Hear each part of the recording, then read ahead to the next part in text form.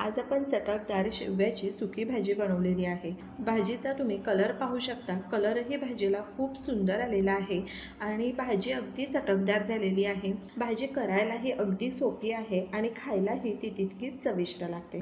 जर शेवगा आवडत नसेल तर अशा प्रकारे तुम्ही भाजी करून पहा, तुम्हाला नक्कीच आवडेल। तर फारसा वेळ न घालवता भाजी बनवायला सुरुवात करूयात। पण त्या अगोदर अशाच नवनवीन रेसिपी पाहण्यासाठी चटकदार बाय मोहिनीला सबस्क्राइब करायचं आहे आणि बेल आयकॉनवर क्लिक करायचं आहे, म्हणजे नवनवीन व्हिडिओज हे तुमच्यापर्यंत पोहोचू शकतील।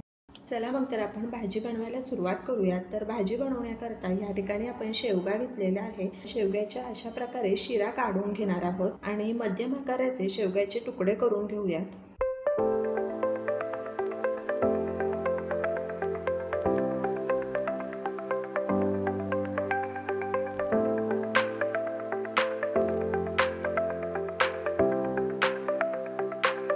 एका पातेल्यामध्ये पाणी घेऊयात, त्यामध्ये कापलेला शेवगा घालायचा आहे।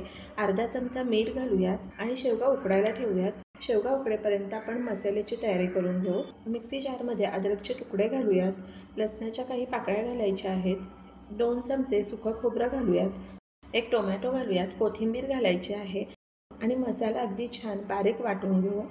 तर या ठिकाणी मसाला वाटून झालेला आहे आणि शेवगाही छान शिजलेला आहे। गॅस बंद करूयात। चला मग तर फोडणीची तयारी करू। तर कढई गरम झालेली आहे, त्यामध्ये तेल घालायचं आहे आणि मोहरी घालूया चिमूटभर। मोहरी छान तडतडलेली आहे, कढीपत्ता घालायचा आहे आणि 1 कांदा घालायचा आहे। कोथिंबीर घालूयात। 1 मिनिटाकरता कांदा छान परतवून घेऊ आणि वाटलेला मसाला घालायचा आहे। मसाला सुटा होईपर्यंत मध्यम आचेवर छान परतवून घेऊ। कसुरी मेथी घालायची आहे।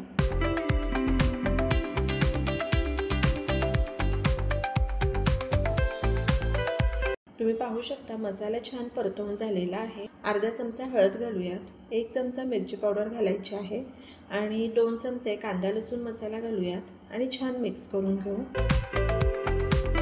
चवीनुसार मीठ घालायचं आहे।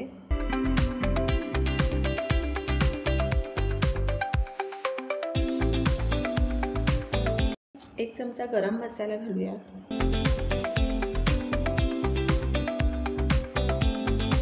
आणि शिजलेला शेवगा घालायचा आहे। तर या ठिकाणी आपल्याला शेवग्याची सुकी भाजी बनवायची आहे, त्यामुळे पाण्याचं प्रमाण हे अगदी कमी ठेवायचं आहे। बारीक चिरलेली कोथिंबीर घालूयात।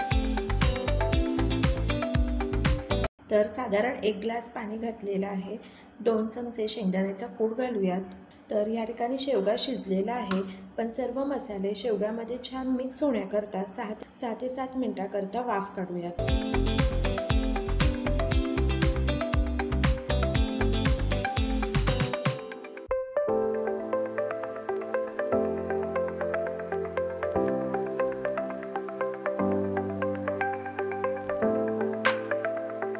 तर या ठिकाणी 7 मिनिट झालेले आहेत। तुम्ही पाहू शकता भाजीला कलरही किती सुंदर आलेला आहे आणि अशा प्रकारे आपली शेवग्याची सुकी भाजी तयार आहे।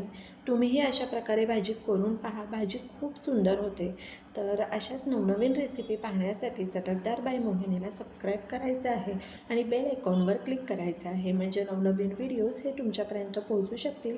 आणि वेळात वेळ काढून तुम्ही माझी ही रेसिपी पाहिली तर त्यासाठी तुमचे खूप खूप खूप धन्यवाद। पुन्हा भेटूया अशाच एका नवीन रेसिपी बरोबर।